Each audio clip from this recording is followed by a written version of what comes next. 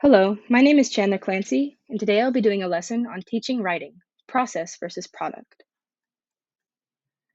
In the following lesson plan, the intention will be to allow educators to be able to make the choice as to what approach should be taken when navigating their own classroom in regard to teaching the art of writing. By the end of the lesson, educators should be able to compare the two styles of teaching and effectively implement the one that they deem fit for their specific concentration.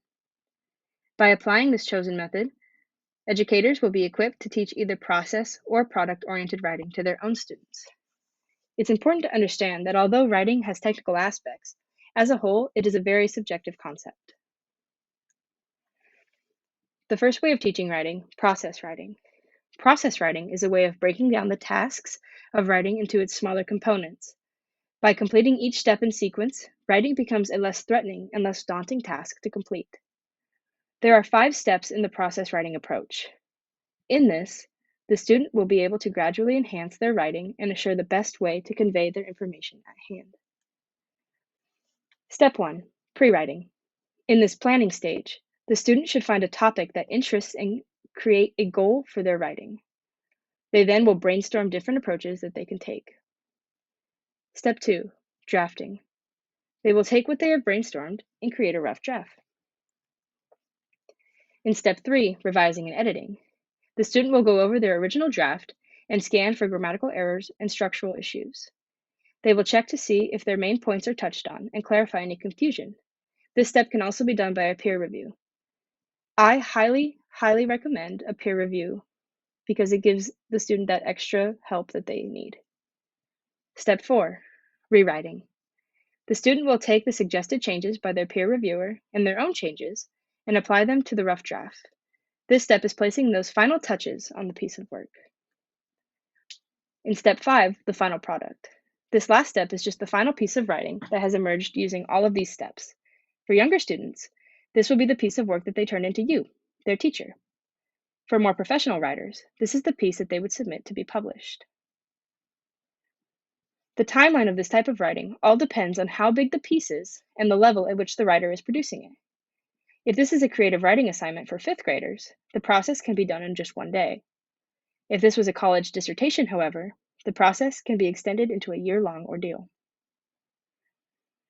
This moves us to our next teaching method of writing, product writing.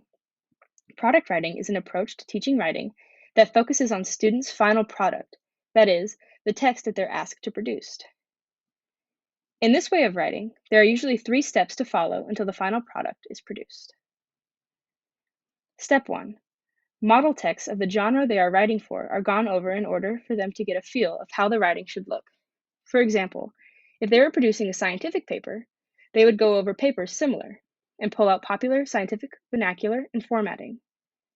The next step would be to organize their own topics and ideas in a way that they fit the mold of the examples that they have found. Think of this as a mental copy and paste of the format. In our third and final step, they would begin writing their paper and completing it without any peer review. This is an individual assignment.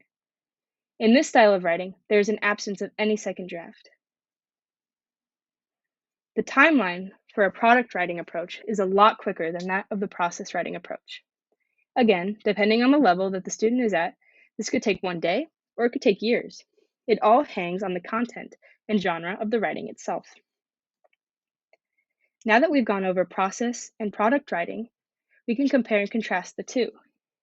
For each respective modes of writing, there seems to be a checklist that they have to meet those requirements.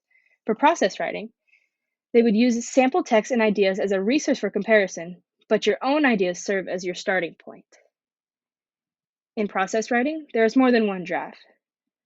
It's more global. It focuses on purpose, theme, and text type. The reader is emphasized. This process is extremely collaborative, going back to our peer review. And more emphasis is on the creative process rather than the final product alone.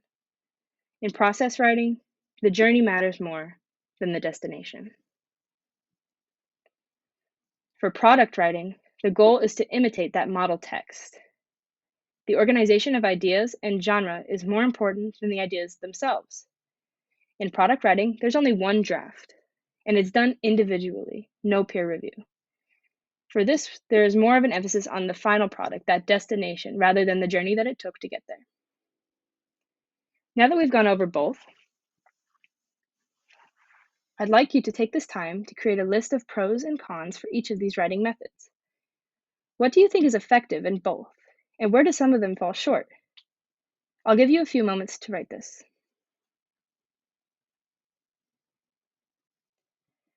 Now, with your list, I'd like you to break off into pairs. First, compare you and your partner's notes on the advantages and disadvantages of each respective writing method. You will then be given a genre of writing. Regarding this genre of writing, decide which method of writing would be the most beneficial. What would be the most effective way to convey your information? Lastly, I'd like you to share your decision with the class and provide reasonings as to why you went with one over the other. Now, because we're not in a classroom and I can't actually have you guys break off into pairs, I'll just show you how this would look in a classroom setting. So I'd have 3 groups of 2. I'd have pair 1, whose genre would be research paper, pair 2, whose genre would be a letter to your mother, and pair 3, whose genre would be creative writing story. I would go and I would ask each individual pair which writing method they choose and which they think would be the best for their given genre. So for pair 1, research paper, they could have chosen process writing.